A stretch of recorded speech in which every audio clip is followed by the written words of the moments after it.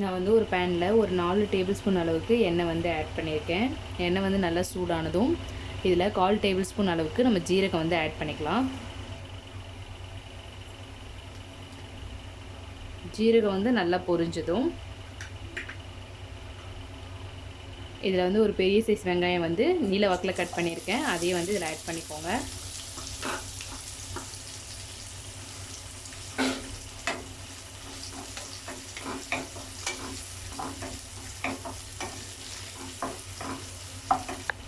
வெங்காயம் வந்து இந்த அளவுக்கு ஃப்ரை ஆனதுக்கப்புறமா நான் வந்து ஒரு சின்ன கப் அளவுக்கு பச்சை பட்டாணி வந்து வேக வச்சு எடுத்திருக்கேன். அதை வந்து இதில் ஆட் பண்ணிக்கலாம். இது கூட ஒரு பெரிய சைஸ் தக்காளியை வந்து நீல வாக்கில் கட் பண்ணியிருக்கேன். அதையும் வந்து ஆட் பண்ணிக்கோங்க. ஆட் பண்ணிவிட்டு நல்லா மிக்ஸ் பண்ணிக்கலாம். இப்போ இது கூட ஒரு சின்ன கப் அளவுக்கு நான் கோஸ் வந்து நீல வாக்கில் கட் பண்ணியிருக்கேன். அதையும் வந்து ஆட் பண்ணிக்கோங்க. நான் இன்றைக்கி வந்து வெஜிடபிளில் வந்து இதை ஆட் பண்ண போகிறதில்ல. உங்களுக்கு வேணும்னா நீங்கள் ஆப்ஷனல் தான். கேரட், பீன்ஸ் அது மாதிரி நீங்கள் என்ன வேணாலும் ஆட் பண்ணிக்கலாம். இது கூட உருளைக்கிழங்கு கூட ஆட் பண்ணால் ரொம்ப டேஸ்ட்டாக இருக்கும். இப்போ இதில் நம்ம மசாலா ஐட்டம்ஸ்லாம் ஆட் பண்ணிடலாம். மஞ்சள்தூள் வந்து 1/4 டேபிள் ஸ்பூன், மிளகாய்த்தூள் வந்து 1 டேபிள் ஸ்பூன், ஜீரகத்தூள் வந்து 1/4 டேபிள் ஸ்பூன், தனியாத்தூள் வந்து 1 டேபிள் ஸ்பூன், உப்பு வந்து தேவையான அளவு. எல்லாத்தையும் வந்து நல்லா நம்ம மிக்ஸ் பண்ணிடலாம். இதோட மசாலா வாசனை நல்லா வந்து போகிற வரைக்கும் நம்ம மிக்ஸ் பண்ணிக்கணும்.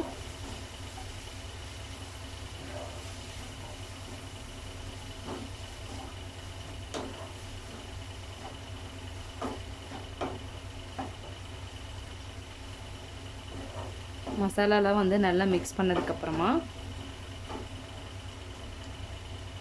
இது கூட ஒரு கப் அளவுக்கு குடமிளகாய் வந்து நீல வாக்கில் கட் பண்ணியிருக்கேன். அதையும் வந்து ஆட் பண்ணிக்கோங்க.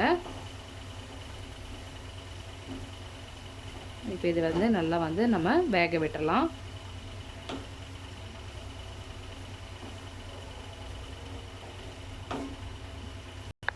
நல்லா மிக்ஸ் பண்ணதுக்கப்புறமா இதில் தண்ணிலாம் எதுவும் நீங்கள் ஆட் பண்ண வேணாம். இதை ஒரு மூடி போட்டு நல்ல லோ ஃப்ளேமில் ஒரு 5 மினிட்ஸ் வந்து அப்படியே வேக விட்டுருங்க. ஒரு தோசை தாவா வந்து எடுத்துக்கோங்க. அதில் வந்து கொஞ்சமாக வந்து நம்ம நெய் வந்து ஆட் பண்ணிடலாம். ஆட் பண்ணிவிட்டு இதில் வந்து நம்ம ப்ரெட்டோட ஸ்லைஸை வந்து லைட்டாக வந்து நம்ம ப்ரௌன் ஷேடில் வர வரைக்கும் பண்ணிவிட்டு நம்ம திருப்பி எடுத்துக்க போகிறோம். இதை லைட்டாக அப்படியே திருப்பி விட்டுருங்க.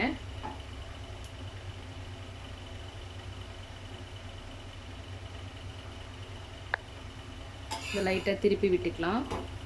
பாருங்கள், இது மாதிரி லைட்டாக வந்தால் மட்டும் போதும்.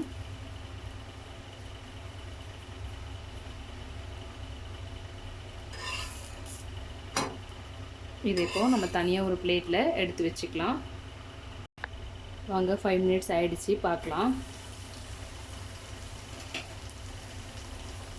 பாருங்கள், நம்மளோடது எல்லாமே வந்து நல்லா வந்து வெந்துருச்சு. எண்ணெயை வந்து லைட்டாக பிரிஞ்சு வர மாதிரி ஆகிடுச்சு பாருங்கள்.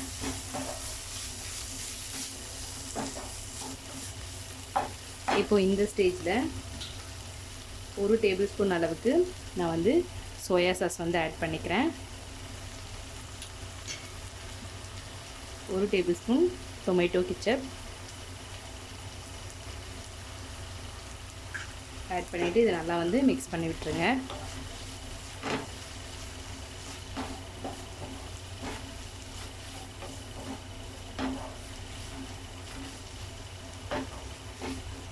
இதில் ஃபைனலாக கொஞ்சமாக வந்து நம்ம கொத்தமல்லி வந்து ஆட் பண்ணிக்கலாம். ஆட் பண்ணிவிட்டு நல்லா மிக்ஸ் பண்ணிவிட்டு நம்ம அடுப்பை ஆஃப் பண்ணிடலாம். நம்மளுடைய ஸ்டஃப் வந்து ரெடி ஆகிடுச்சு.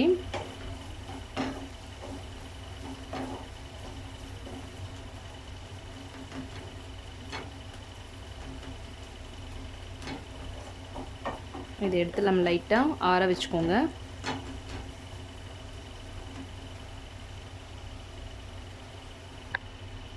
நம்ம ஆல்ரெடி டோஸ்ட் பண்ணி வச்சுருக்கேன் இந்த ப்ரெட் ஸ்லைஸை வந்து வச்சிடலாம். நம்ம ரெடி பண்ணி வச்சுருந்த இந்த மசாலாவை வந்து இது மேலே வச்சுட்டு லைட்டாக வந்து நல்லா ஸ்ப்ளிட் பண்ணி விட்டுருங்க.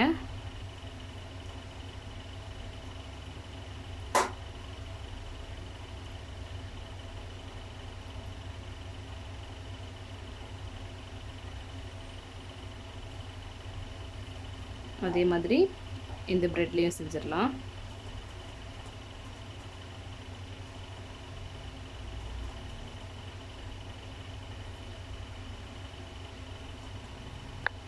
நல்லா இது மாதிரி ஸ்ப்ளிட் பண்ணி எடுத்து வச்சுக்கலாம். இப்போ நீங்கள் இப்படியே சாப்பிட்டாலும் ஓகே, அப்படி இல்லைனா இது மேலே ஒரு ப்ரெட் வச்சுட்டு நல்லா ஸ்டஃப் கொடுத்த மாதிரி சாப்பிட்டாலும் வந்து ரொம்ப டேஸ்ட்டாக இருக்கும்.